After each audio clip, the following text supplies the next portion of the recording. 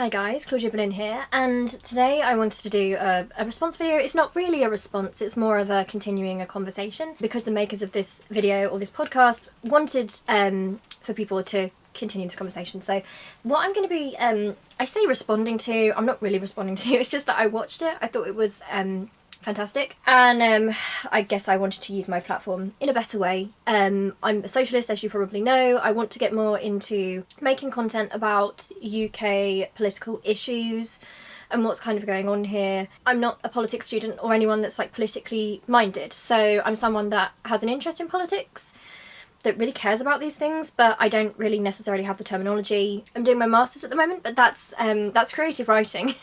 So I care a lot about these things, but I don't necessarily always know the terminology and all that political stuff, really. So I won't pretend to be an expert, but I want to get more involved in that stuff. So the video that I'm kind of like continuing the conversation with is by Complaints on a Plate. So let me put that on the screen for you now. So this particular video is called, in quotation marks, Antisemitism in the UK Labour Party, WTF. And this is something that I'm very, very interested in, and I have been for quite a while. So I kind of ended up, I've started watching Complaints on a Plate recently. Very, very quickly before I go in, I'll put like a marker point so you can go immediately to me talking about the video if you want. But I wanted to be I don't know if you heard that, like one of my music boxes is like talking to me for some reason, I don't know why. But basically I joined the Labour Party under Jeremy Corbyn, so I had a membership card and everything, and I was really proud to do that. And then I left again. I can't remember exactly when I left, but actually there's something going on at the moment where the Labour Party had like a data breach thing, and I didn't realise this applied to me because I saw this was a thing that had happened and that had affected some people who had been members of the Labour Party. But I thought because I wasn't a member anymore that it couldn't apply to me. And I know that a lot of data had been like given to third parties or something, and I don't think the Labour Party told people in time or something. So actually they're kind of in a lot of trouble at the moment because I think they're going to be sued. Like I think they can be sued about it. But I know that for ages I've been getting these emails from Joe Biden and Kamala Harris and like all these like US emails, and I've been wondering like why every single day I'm getting this stuff that like has nothing to do with me. I'm not even in the right country. Even if I was, I wouldn't vote for Joe Biden. And then I realised when I looked into it that actually I did receive the email from the Labour Party to say that they'd kept my details after I left, and they had actually passed it on, so I was involved in the data leak. So I don't know what's going on with that. I'm in touch with other people who are involved, who have been impacted by the data leak, to see exactly what's going on with that. But it answers my question as to like why Joe Biden like won't get out of my inbox. Anyway, sorry for that tangent.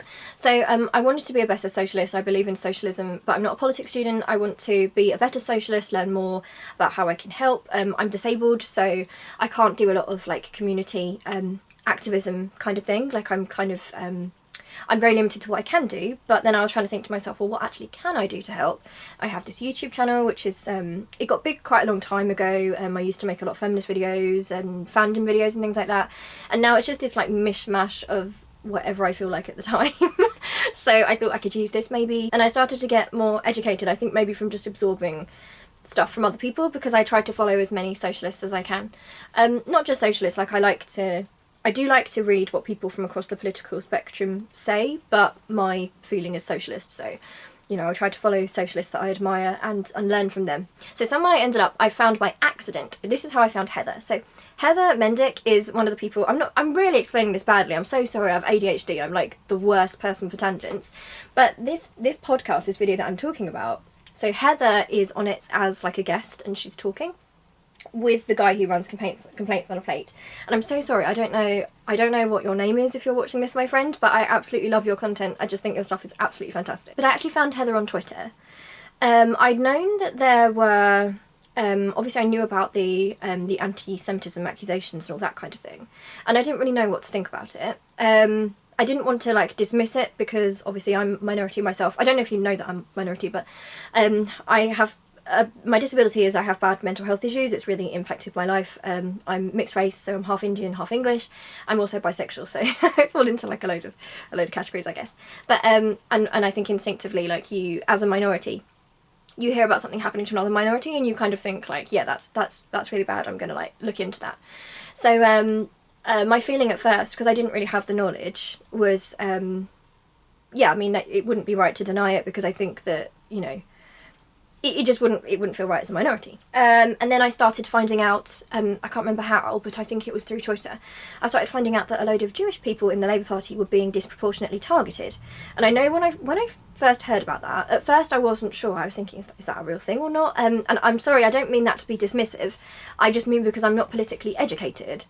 And I really do want to do the right thing. And you know, I'm always quite hesitant all the time, which is weird because I like have a YouTube channel, so I talk about opinions a lot. But I am quite hesitant in my opinions, and I do change them all the time.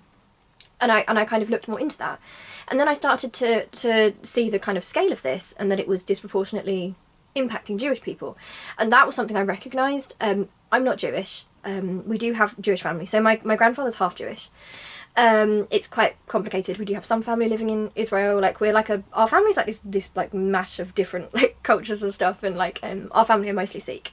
Our Indian family, we've got a big Sikh family. Some practicing, some not. But you know. But something I did realise as a minority myself is sometimes I know that what happens now is there's this new thing where centrists or even people on the right weaponise different aspects that minorities have or really important issues, and they kind of use it.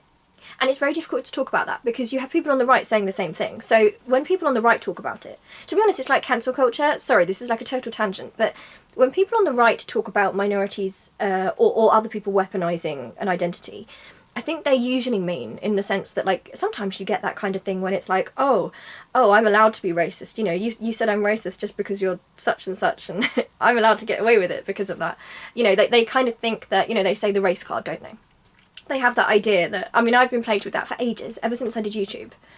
Not so much in actual life because I'm mixed and people don't tend to know unless I'm with my Indian family. But on YouTube, I would get, like, really bad, like, racial harassment and stuff. Weird things as well. They were so ridiculous. Like, go back to India. It's like, I've never been to India. Like, thank you for the racism though. But you know, there was the constant accusation of using the race card. So it's oh you're using the race card because that trumps everything and there's no more debate. So if I'd see something that I felt was racist or spoke about racism, they'd say, oh, you're using the race card. Like, it's like a woke snowflake kind of thing. And I detest that point of view, I really do, because it's an instant dismissal. And it's the idea that even talking about that kind of thing, like, it's like saying that people who are of minority status, like, they didn't work to get their jobs, for example. Like, if they do well, it's because, it must be because of the race card. Like, they were just allowed in. Like, obviously they weren't as good, but they were just allowed in, and I hate that. But then you often, this is what I find the problem is, and the crux of this issue, and, like, apologies if I'm getting this totally wrong. I'm not Jewish, but I just know in other situations. When it gets to it becomes complicated when it becomes people who are part of that minority group who are on the left who want to discuss their own issues. So if we were discussing our own issues of racism, LGBT stuff, all that kind of thing, we might talk about the idea of weaponising something, not in the sense that it's this like free pass to be awful and it's great to be a minority, but in the sense that you often see for example, politicians can get away with awful things because they kind of weaponise the language of being progressive and tolerant when really they're being anything but. So the idea of Priti Patel, for example, and her deportations and the police bill is a clever, in some ways it's quite clever positioning, because you've got Priti Patel talking about how she's the daughter of immigrants. And it's very much the use of, well, we can't be racist because it's Priti Patel doing it. And I think the right are quite good at that. I don't necessarily think the centre are always like really bad people, like sometimes I think they are. But sometimes I think they're so, it's very face value. So they'll hear someone say something like, the weaponisation of identity. And they'll be like, no, that's awful, people don't weaponise their identity. And it's like, yeah, I know, but that's not what people are saying. That's not that's not the argument. Again, with cancel culture. I personally am against cancel culture, but it's hard to have that discussion as a leftist, as someone who's very left, because it's very different to what the right seem to think. You know, and also sorry, this is such a tangent, but you know that whole idea of the horseshoe theory, which is that they say that the far left and the far right are really close to each other. It's actually, it's rubbish. Like, it doesn't actually make sense. It doesn't make sense at all. But for example, cancel culture, you know, a lot of people on the right who talk about cancel culture, they seem to be anti-accountability. Or they think that too many people are having a voice, like a mass movement of people are having a voice and they shouldn't, and suddenly it's all draconian and, why should we be held to account on these, like, media channels, you know, we're above you, why are you calling us out? It's very much that, and it's also like we should be allowed to get away with saying whatever racist stuff we want with no consequences, is what a lot of those people are saying. And for me, where I fall on that as a person on the left, is I'm also against cancel culture, because I actually think that in some ways it stifles the idea of growth. So I'm very pro accountability, and I'm actually pro looking back at things like Empire, all those different things, and I've got in a lot of trouble for doing that in the past. Don't do that if you're mixed race. Don't start talking about Empire, because you get asked to go to another country that you've never been to in your life and told you don't belong here for some reason. But for me, I think that my problem is very different to the right wing's problem, where it's that actually I think that like growth's very important. I think that people are at different stages and different points of their life. I actually think that education is probably more important than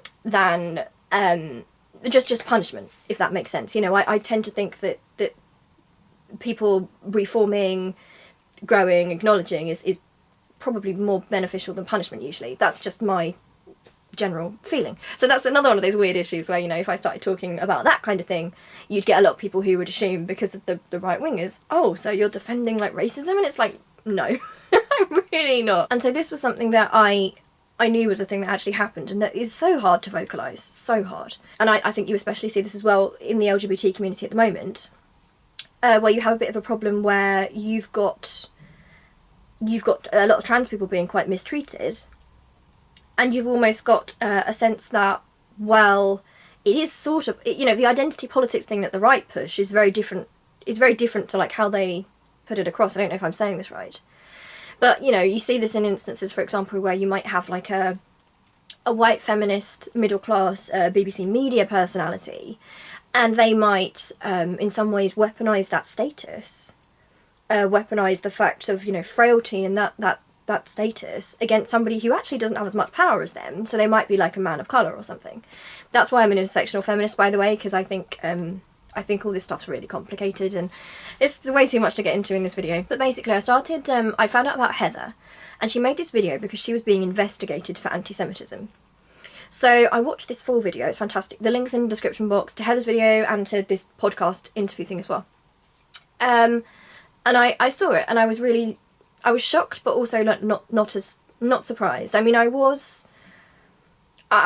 guess I hadn't really considered it to the degree that like that video made me consider it. Like I knew it was kind of a thing that was happening, but it was quite not to be like a woke snowflake using that language, but quite triggering in the sense of if you're a minority who's quite left and you question things, and you part of your identity on the left is something I found in common with Heather as well. When she was talking about in the Jewish community, she's a Jewish woman, and part of her identity and part of who she is the idea of debating and talking about different issues and having those conversations. And I'm very much the same, so I find that as well. And it really seemed like she was being punished for talking about issues of her own identity, her own community, things that really mattered to her, and she was being punished. And I think seeing that video was what really, really made me realise and take a proper stand, because beforehand I had that worry, because you do worry if you're not part of a group, and you definitely don't want to be dismissing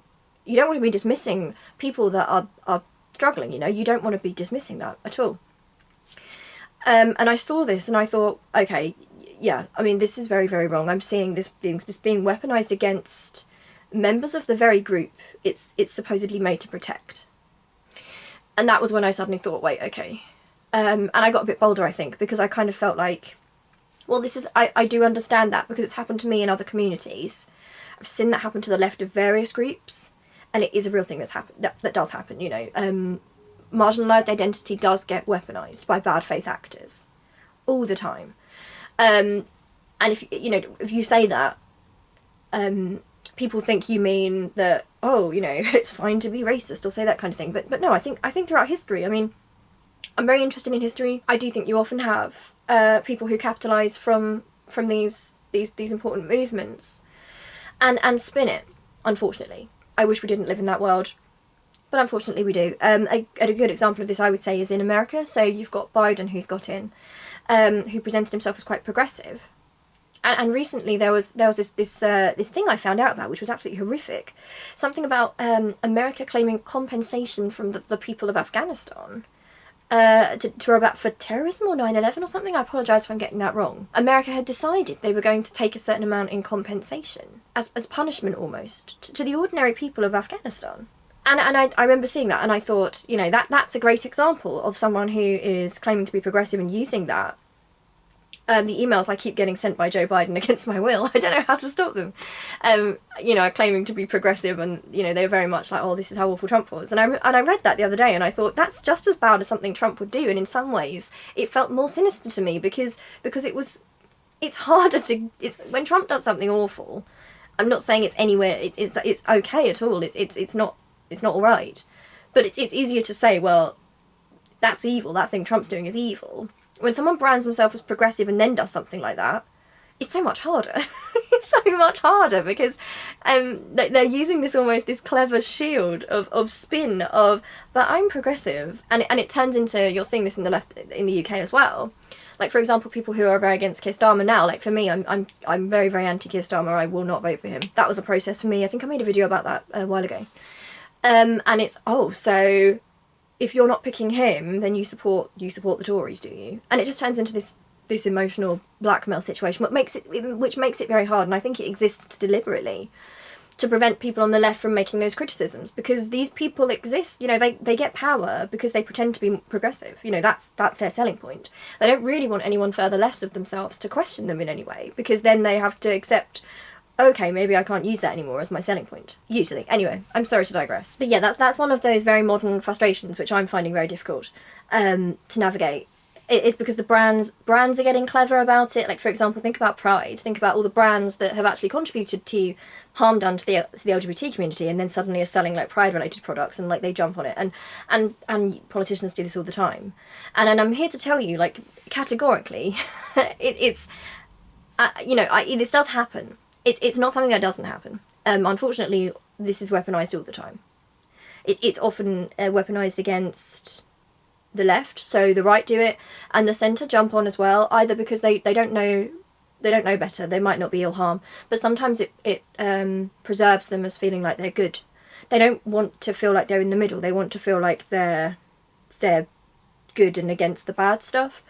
So I think it keeps pesky people who want to question things down. So that's been a struggle, as I'm someone who questions absolutely everything, quite naturally, that's just my personality. So there's a couple of things, I took some notes when I was watching this, and you'll need to watch the video yourself, it's definitely worth the watch, so you might want to go and watch it and then come back to this. So I just wrote some notes. So this thing that Heather said about centrists, you know, was fantastic, I think. She said that we need to stop thinking of centrists as people who are not left or right, but people who don't believe in ideology or principle, instead they believe in good management, which I thought was very wise. I think a lot of the time you have centrists who, they might call themselves centrists deliberately, they might like to be thought of as like the moral arbiter in the middle of, oh, that's too far and that's too far, but I'm sensible and unquestionable, I'm in the middle. Therefore, the question is, how does anything ever progress? Because of those pesky ones on the left that keep pushing and get had a go at the time, and then we look back in history and we pretend that the sacrifices that they made to get us different freedoms was something that just naturally was come to by the goodness of people, you know, generally. People just came around to it. But this is so true. I mean, this is very much what I think of Keir Starmer as well. It's so clear from his actions. You know, he did this, he wrote this, I will get into this later, he wrote this essay thing about NATO, Keir Starmer, and for absolutely no reason at all. He used it as an excuse to attack people on the left, to attack people from Stop the War, basically to attack Jeremy Corbyn, to smear the membership, as if it wasn't enough to smear the membership who joined with Jeremy Corbyn as all being anti-Semitic, which is absolutely ridiculous. Like, I'm sorry, it's just, that's a blatant lie. It's a blatant lie to act like, you know, that's the new thing. They're so bold. The current Labour people are so bold. They're acting like, oh, everyone, we're glad all those many thousands of people have gone because they were anti-Semitic and they joined because of anti-Semitism, and it's just not true. It's really not true. You might not agree with their politics and why they joined, why there was that mass membership. A lot of people had hope in Jeremy Corbyn. They wanted social change. Things were really bad. Austerity was bad, and people thought, okay, this is something different. You don't have to agree with that, but you also don't have to pretend that everyone joined because of anti-Semitism, because it's just a lie. It just isn't true. And also, I'm sorry, but if you're an anti-Semitic person who wants to vote for anti-Semitism, why would you be going for the left? Like, why is that? You'd be voting with the right, wouldn't you? With the far right even, because historically, you know, the worst anti-Semitism has come from the right, unfortunately. So it doesn't really make sense. Like, the suggestion that people are secretly, the aim was anti-Semitism and they were disguising themselves, but then they're saying that Jeremy Corbyn was this open anti-Semite and everyone knew, so why would they then be disguising themselves? Like, if it was this big thing, then Keir Starmer didn't say anything at the time, didn't seem to notice anything back to Corbyn. Like, it doesn't make sense. Smears never do make sense. And, you know, tale as old as time. I'm very, very interested in history. You might know this from my other stuff on my channel. A very, very special interest in the Tudor period of history. And the way smears were weaponised by the Tudor dynasty and the Tudor family as ways of, you know, look at Richard III's portrayals, right until now. Look at Anne Boleyn was completely destroyed by smears. Catherine Howard destroyed by smears. George Boleyn, smears. You know, it's all this posturing, all these different interests, and none of it really does make any sense if you look, because a lot of it contradicts. These things contradict themselves. But I think a lot of people want to believe these things, so they let it go, and that's why I never will let it go, and I never do let it go. Because someone has to say something, because otherwise these things just become like an established norm. I mean, we're still, you know, there's still people who think that Anne Boleyn was guilty of the charges which she was not. You know, even now, that's still a thing. And I suppose back then you could say as well, in the Tudor times, you could say, well, they didn't have like mass media, you know, they didn't have social media, they didn't have access to the information. It's even worse now, because we all do have access to that information. We all do have that access, so there's no excuse. Also, something that was very telling, I thought, in that piece that Starmer wrote. His posturing is quite warmongering at the moment. It seems to be, well, I believe that, I might be wrong, but I think somebody who donated to his campaign, who gave quite a lot of money, I think they were high up in BAE or something. So I think that maybe that might explain the situation. We've also got this idea where I think he keeps trying to out-Tory the Tories, which is why in some ways I worry more about Labour going into power at this current point, because I don't know what Keir Starmer would actually do to prove himself, because he's shown himself to be quite, I would actually say, in contrast to what his supporters say, that he's quite forensic and that he's grown up, but I think he comes across as quite insecure, because I feel like he's always trying to prove things. He's constantly trying to prove. It almost feels like he's defending. I don't know how to explain it, but it feels quite weak in the sense that it feels like he's preemptively defending. Like, no, I love the Queen and I love Britain and I love the police. I don't want Cressida to resign, and no, I'm not going to tell Boris to resign. All during the whole COVID situation, and then later on I'm going to pretend that I did. And it's a very insecure place to come from, and I think sometimes those people would be dangerous with power, because it's like the Iraq apologists. They're going through that again, and I just worry about that. It's like they're trying to prove. It's like he wants to try and prove something, and I don't know who he's trying to prove it to, because those very people who want that stuff would probably vote Tory. So I don't know. But yeah, that thing that Heather said about good management, being under good management, competent management. It's fascinating. It's absolutely fascinating, because that does seem to be the main focus in the push towards Keir Starmer. It seems to be we're under new management, everything's running a lot more smoothly. I was the director of public prosecutions. Everything's running just fine. And it's like his selling point is, I don't know, I guess it's the selling point is competency rather than ideology, which worries me anyway. I don't believe that Jeremy Corbyn was incompetent anyway. That's how they're trying to portray him. But again, it speaks to the fact that a lot of the things that they say about Jeremy Corbyn obviously aren't true. Because if Jeremy Corbyn had been this awful person beforehand, that they'd be setting themselves up as opposite to that, and it would be quite easy. And instead they're having to lean on competency. It's running well. It didn't run well in Corbyn's time. Oh, silly old man growing marrows. Like that they're kind of trying to go for like magic grandpa thing. Is they can't make up their minds either. Like sometimes they're like, oh, he's incredibly dangerous, and then they're like, oh, he's this silly magic grandpa who wouldn't wear a suit. They kind of expose themselves. They know he's not really dangerous. But anyway, but it doesn't make sense, because this guy who says that everything's running so well, I'm used to this, I everything's running like clockwork. Well then why is it taking so long? Why has it been all this time? if you were really somebody who felt that you wanted to make things safer in the Labour Party for Jewish people, if that was a real aim of yours, that was genuinely a thing that you were doing, then the moment you heard about any Jewish people being targeted by those rules that were meant to, if they were meant to protect Jewish people, if that was the aim, I was thinking about it like this the other day, and it kind of changed things in my head, and I was thinking, if that was me, and I was trying to do right because I thought wrong had been done, and then I had Jewish people coming to me saying, wait, we've been suspended by this, I feel like the first thing I would do wouldn't be to dismiss it. I feel like I'd say, oh, gosh, obviously that wasn't meant for you, bit of a mistake in the process, I'm so sorry about that, obviously you talking about your community isn't something you need to be investigated for, I'm so sorry about that.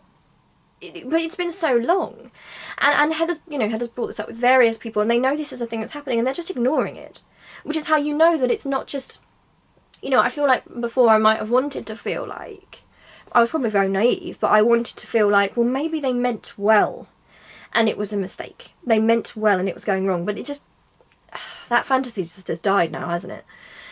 Which is very gutting, very, very gutting. And someone said this on recently, actually, about the left in general, is that sometimes something that's quite difficult, I find, well, I agree with it anyway, is that on the left I feel like a lot of the time, a lot of people do come at things in quite a Jeremy Corbyn sense, where you kind of want to believe the best in people and you want to believe the best intentions, and I do think the general feeling is towards solidarity and unity.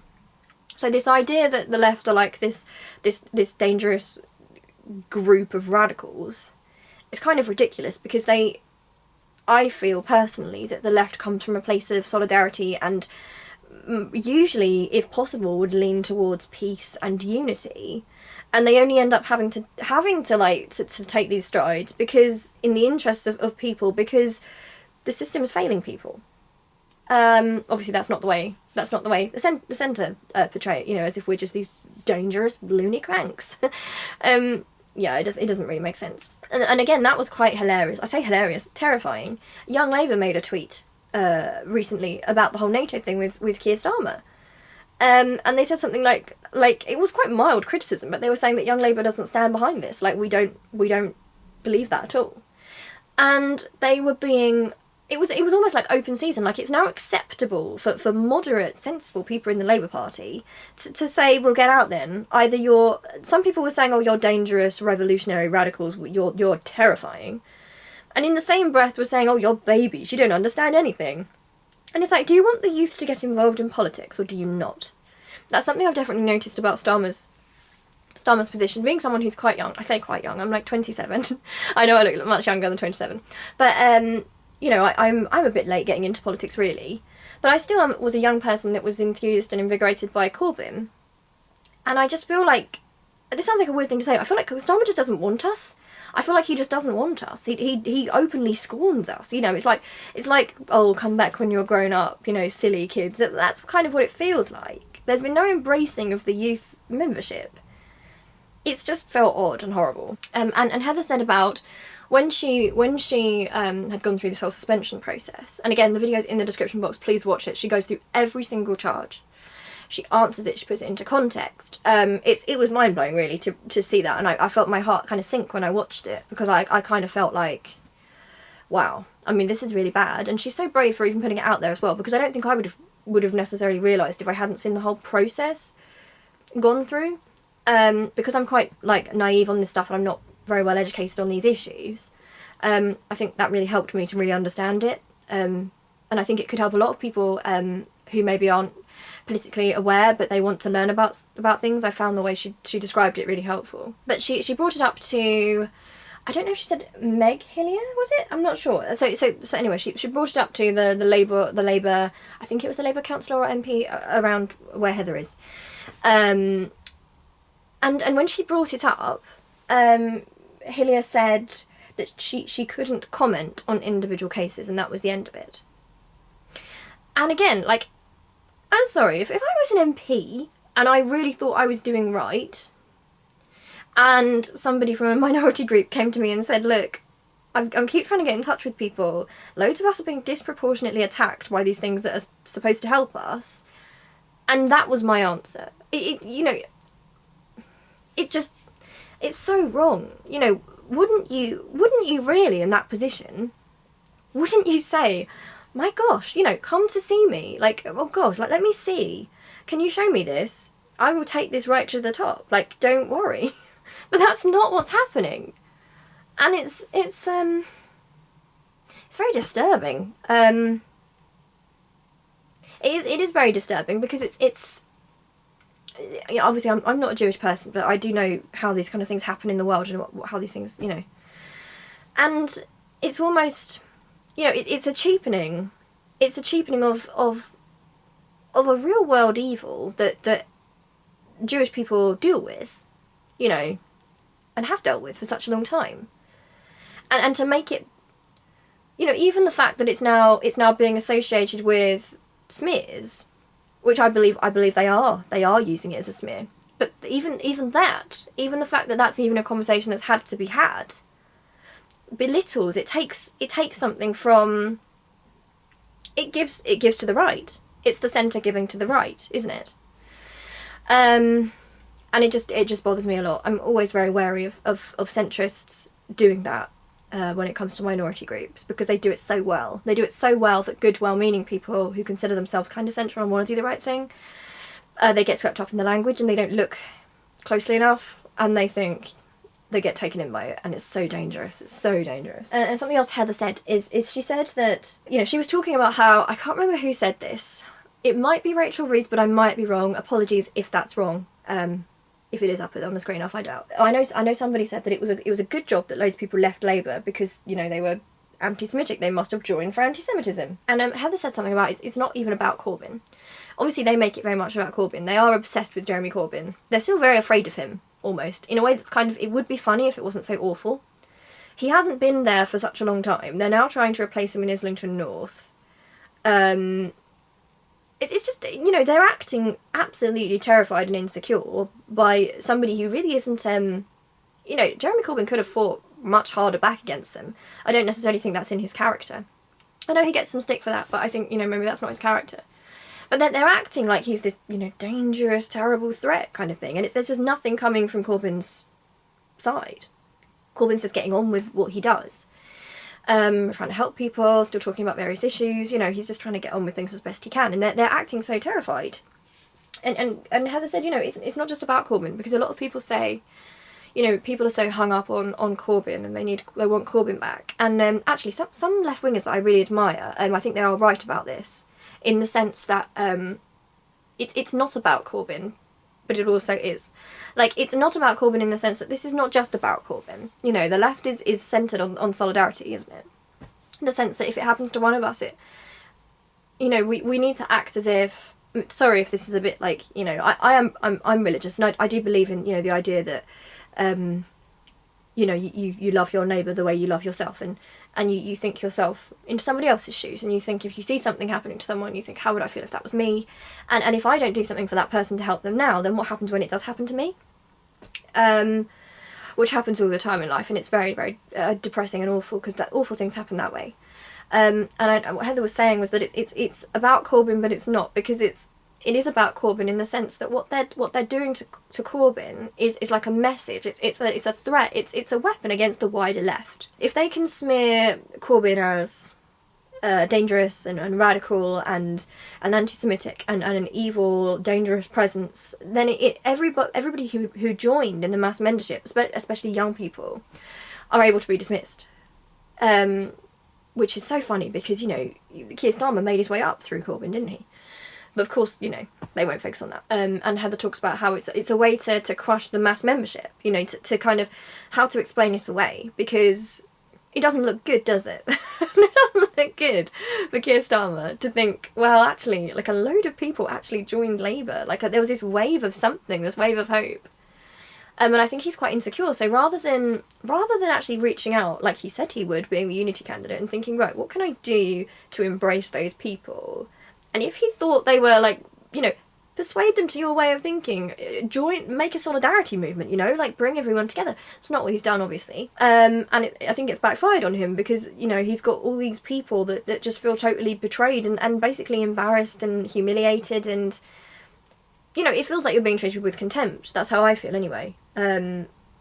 I hear those things and I do feel like it's being treated with contempt, because it's just simply not true. It's like he's more interested in why is he more interested in hurting us? You know, you know, it makes you feel genuine. You know, I truly loathe him. You know, I really loathe Keir Starmer. I wouldn't want anything bad to happen to him, of course. But I feel like he's not just doing things that I don't agree with. He's actually doing something very, very sly. He's playing a lot of power games. He's using progressive language to cover things up. He's playing to the right, playing patriotism. He's trying to play to everyone at once, and he seems to betray everyone, and he lies about all his...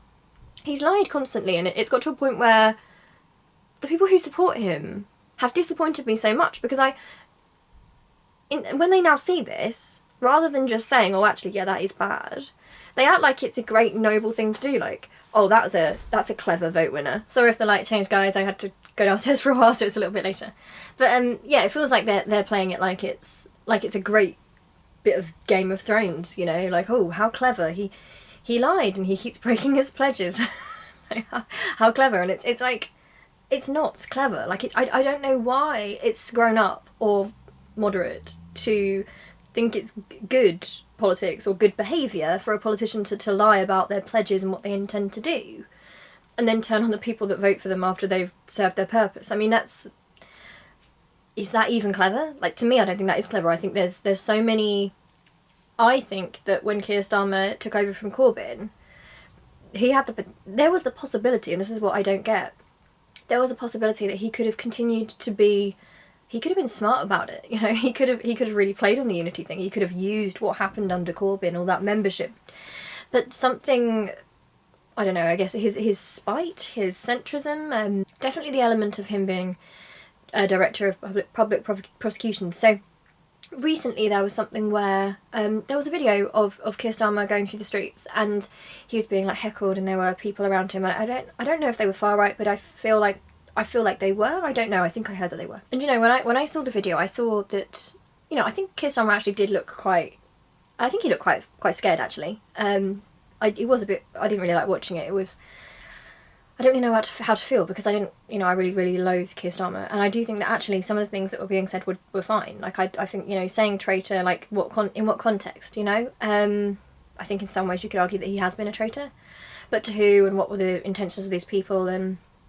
you know, the stuff about Jimmy Savile, and I don't want to see anyone put in fear of like physical intimidation or anything like that. So that's not something I like. That makes me feel really uncomfortable.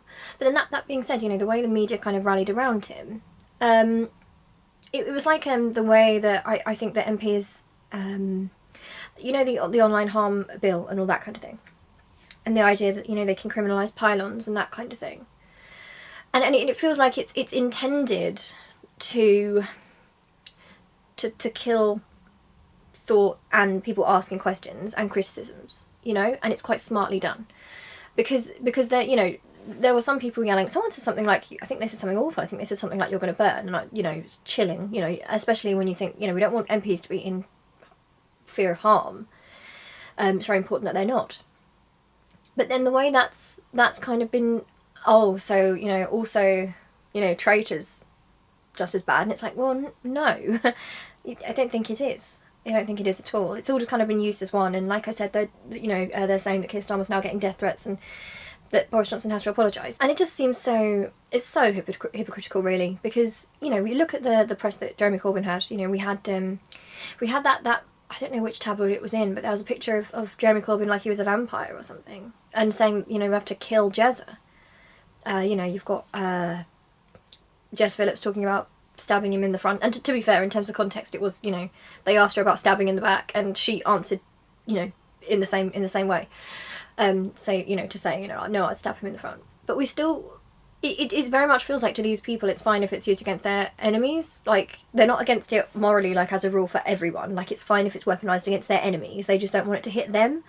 And that's the difference, and that's the thing I really despise. And actually, something that I saw yesterday, which was quite shocking, which ties into this a lot, is I believe that I think it was Rivka Brown. Let me just check. Yes, I think I got that right. I think it was Rivka Brown, and I think she writes for Novara or something. And I saw on Twitter recently, I think she had she's had an experience where she was, I think she was in an Uber or something, and the person who was driving was being really anti-Semitic and talking about conspiracy theories, and she felt very scared, and she actually ended up saying, well, look, please just like drop me off, and she walked home, which is obviously, you know, just hearing that is quite horrific, because, you know, as a woman in this country, and especially with everything that happened with Sarah Everard and everything, you know, it's not something that you would do lightly. You know, if you've got a ride home that's safe, you're not really gonna say that unless you're, you know, quite scared.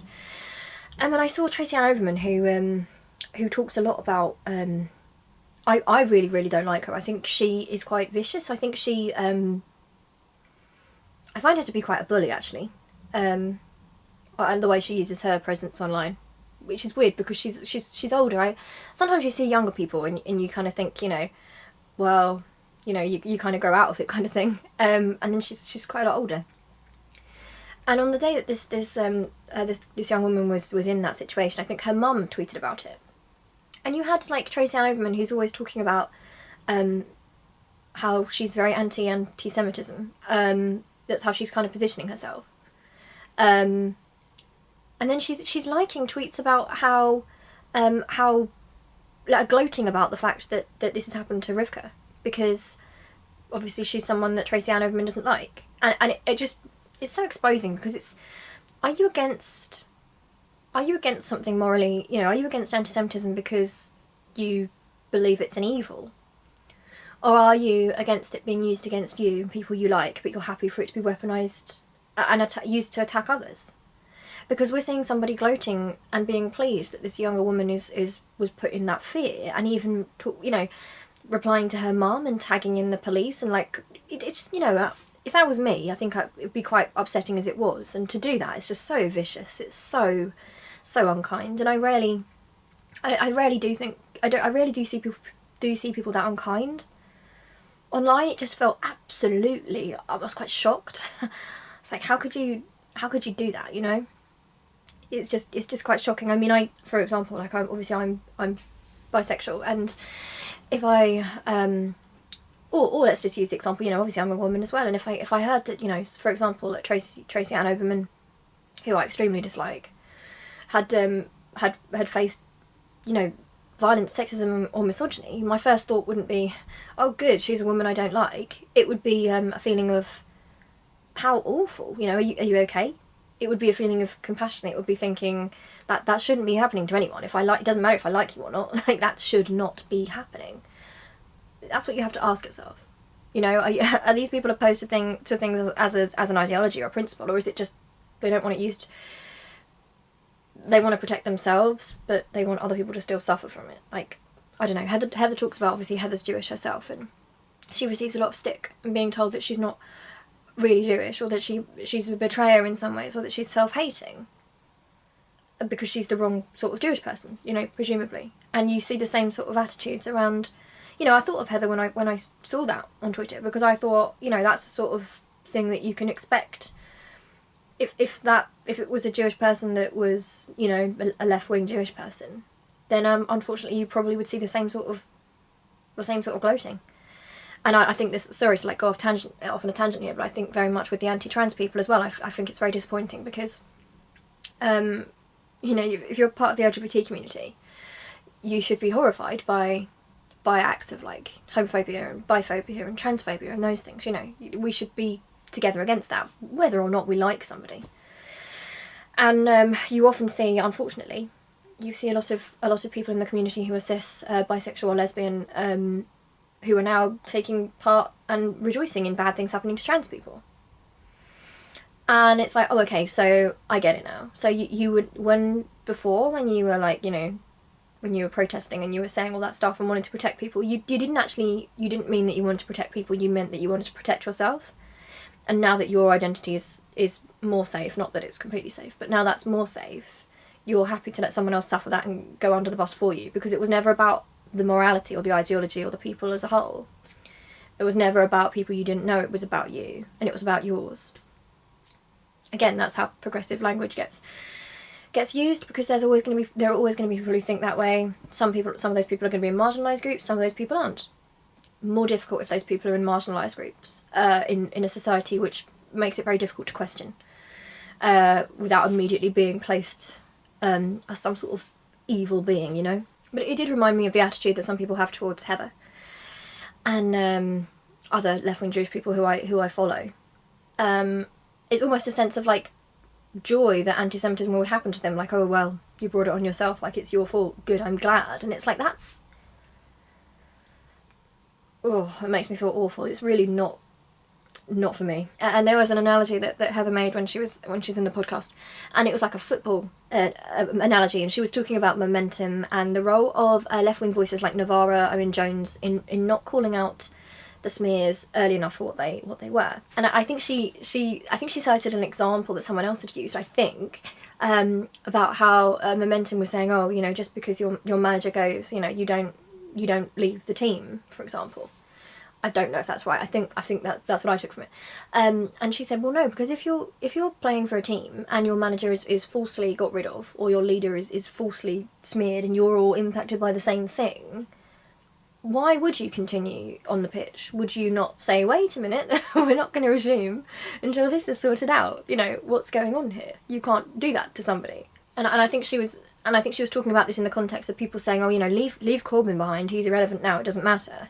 The left needs to move on. And I think her argument, which I agree with, is that actually no, because it's what they are doing to Corbyn is not just against Corbyn, it's against the idea of socialism, it's against the left, it's against anyone who supported him. And I think it's a way to actually dismiss the youth that Jeremy Corbyn invigorated and got into politics, because they're going to be coming up, people like me, people a bit younger than me, with a lot of ideas, and they've got to find a way to quickly get rid of them, because they're going to be a danger in the future, aren't they? So quickly dismiss them, you know. And the guy on Complaints on a Plate, the podcast, I'm so sorry I don't know your name still, but videos are fantastic. And he was saying he was saying he hadn't initially realised himself, you know, about the smears, for example. And I had a similar experience to him, where I do follow some left media, but more recently I've tried to kind of, you know, get more into that and try and learn more.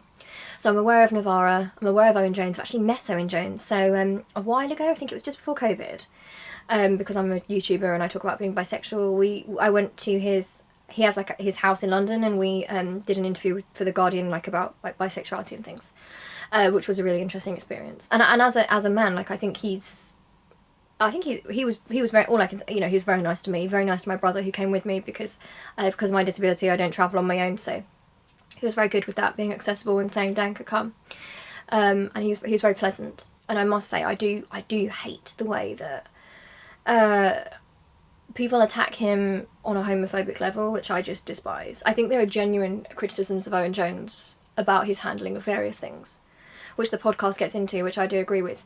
But also, you know, there's so much sick homophobia aimed at Owen Jones. So always in the back of my mind when I do have a criticism of Owen Jones, I'm always thinking like, I always want to be so careful, because there's people who just hate him, who just generally hate him for being a gay man, really. And I like, I think it's Ash Sarkar from Navarra, so I've watched a lot of her interviews and things like that, so I kind of went into learning about things with them and Navarra. And I think at the start you kind of you look to these outlets and you read things and you think, well, I don't really know much myself, so I'm going to learn, I'm going to listen. And Aaron Bastani, I think, as well. And I kind of grew away from Navarra, because I do respect a lot of what they do, but not all of it, which you can't really expect to ideologically agree with everything. But I do think that Heather does have a point, and especially from the position that she was in, because obviously she was within it. She was an actual Jewish woman that was being targeted. And the sense that the left-wing publications and media were going along with it made it so much harder for her and people like her. Because rather than like getting some sort of remedy for it, she was having to fight to even be heard to say that it existed. You know, the things, it was making life more difficult for her. And you know, I know everyone's only human, and you know, people make mistakes, but I do think there's a point in the fact that I think if you are a left-wing media outlet that exists, you know, in that sphere, like Momentum, like Navarra, I do think they should have really looked more into that rather than going along with it, maybe for optics, because I think the moment those people start giving into that, it becomes a thing. I mean, most people probably think, I think they do think, that it's a fact. now, and it's happened because the people at the very start didn't do anything to fight against it early. And I mean, I was really ignorant about it myself.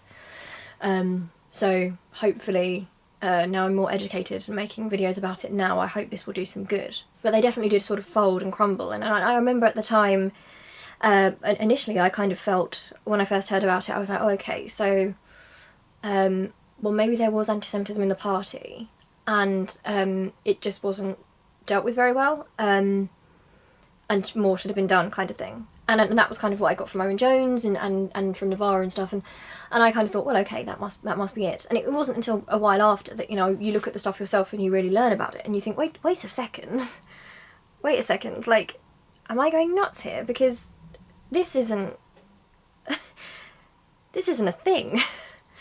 And not to say, you know, not to say that anti-Semitism isn't a thing. I mean, obviously it's a thing across society. It's an evil that exists across, of course. But the fact that it was, you know, particularly like endemic to the Labour Party, especially under Corbyn, if you research it, it doesn't make sense. It's not true. So it has made it more difficult now. For example, you know, it's got to the point now where if you're someone who does say that, it's, well, you know, those ones on the left have folded, so you must be anti-Semitic. And I've kind of made my peace, I think. I think Heather and people like Heather made me more brave to do this. The sense that sometimes you have to do what's right and damn the consequences. It's actually a Morgana Pendragon quote from BBC Merlin. But, you know, I have read this, I've looked at it myself, and I do believe, I do believe that this is awful. I think it's been an awful smear. I think it comes from a place of, it's factional. I think it's being weaponised against the left. And I think that's to the detriment of Jewish people generally. Across the world, really, and to the left as well. And I get called anti-Semitic for it as well.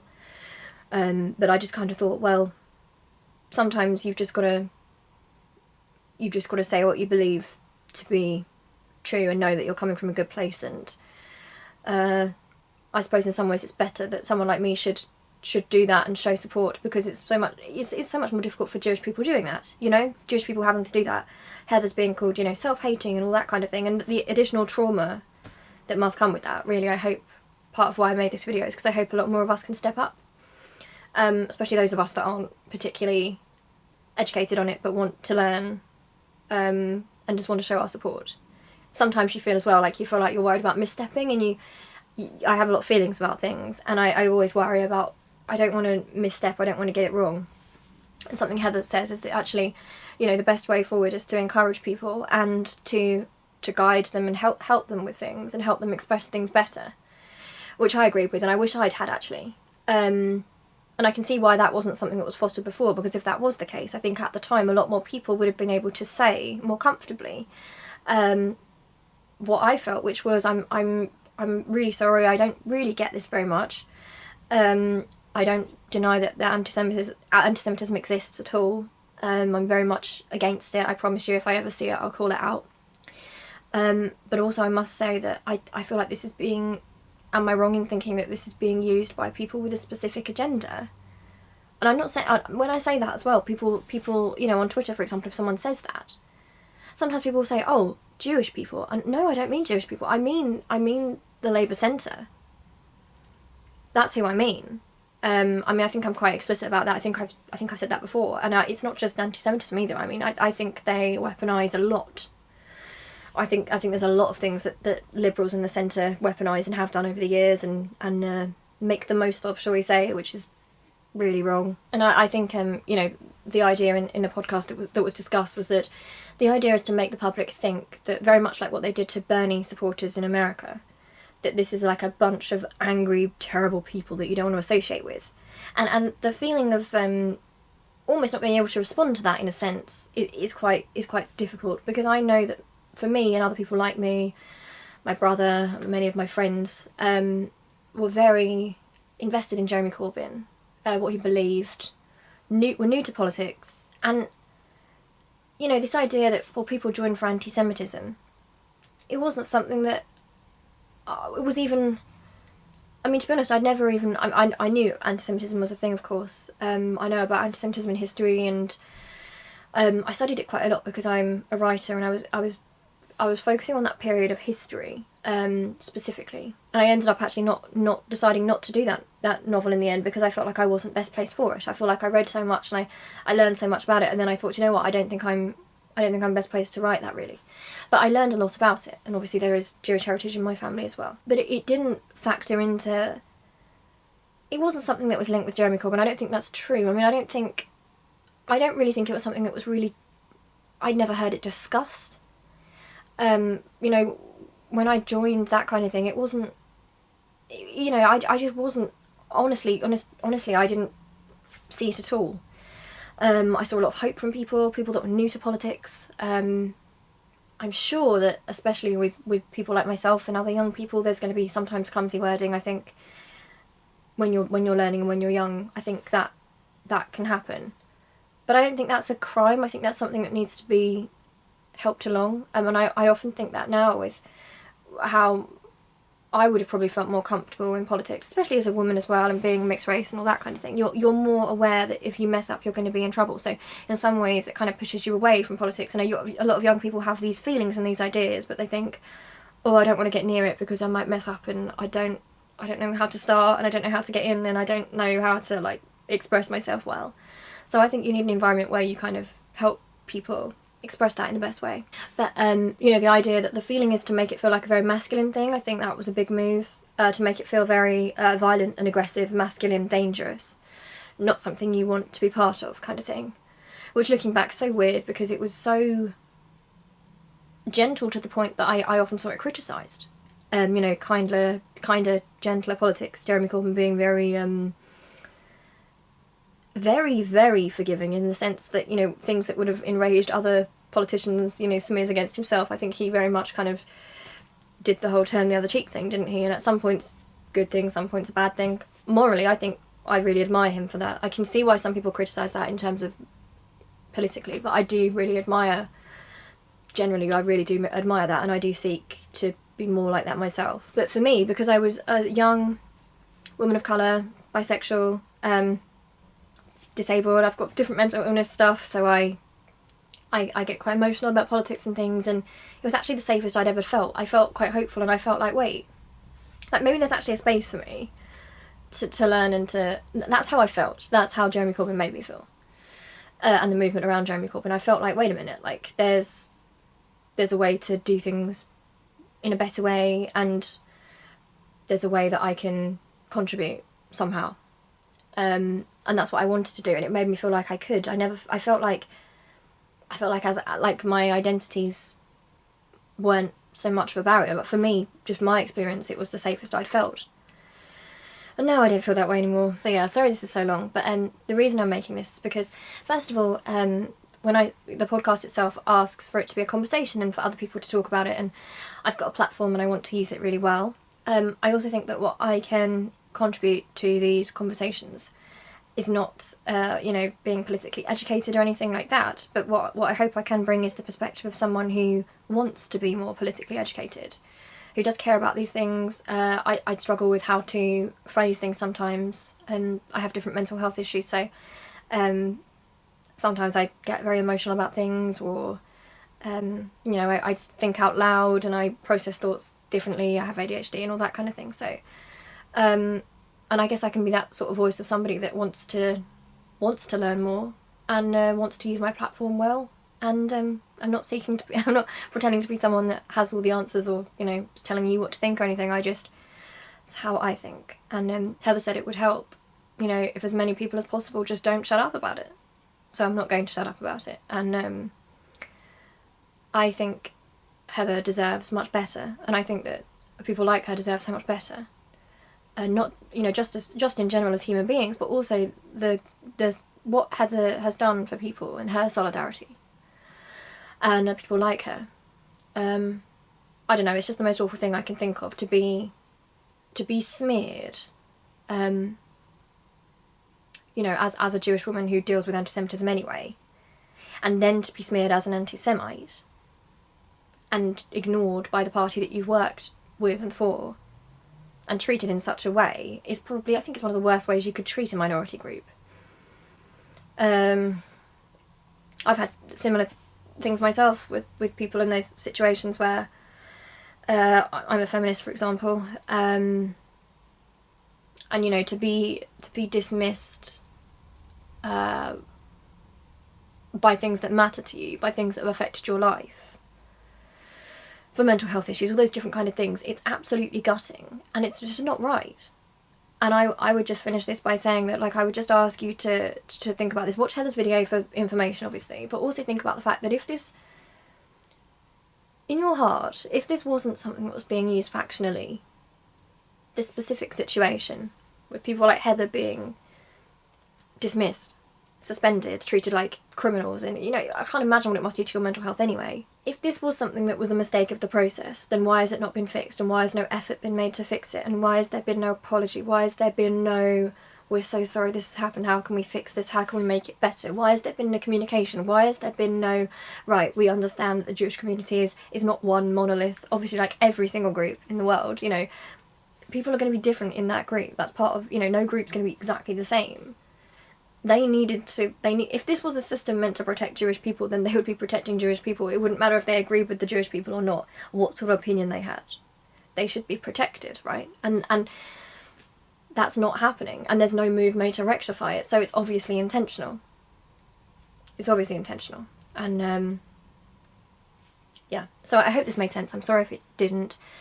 I know I'm a bit all over the place with these videos, and it's probably very, very long, so thank you for watching if you have. Just some information about me. Oh, I did a cover recently, by the way, if you're interested, so I'm doing more covers at home, so I'll put a link to that in the description box. Trying to record some more covers. You can write to me, I've got a PO box, I've got a website, you can get in touch via the contact form. I'll put all my information and stuff below, so if you've got anything you would like me to talk about, then let me know. And hopefully this will continue the conversation, and it hasn't been a complete waste of your time, and I'm very sorry if it has. I know I'm not as politically educated as a lot of you guys who'll be watching this. I probably do seem quite naive in some ways, and you're probably hearing me say things and thinking there's a political term for that theory that you're talking about, and I don't know it, so I'm sorry, but I'm trying to learn. So I love you loads. I hope you're alright, and stay strong, my friends. Alright, I love you loads. See you soon. Bye!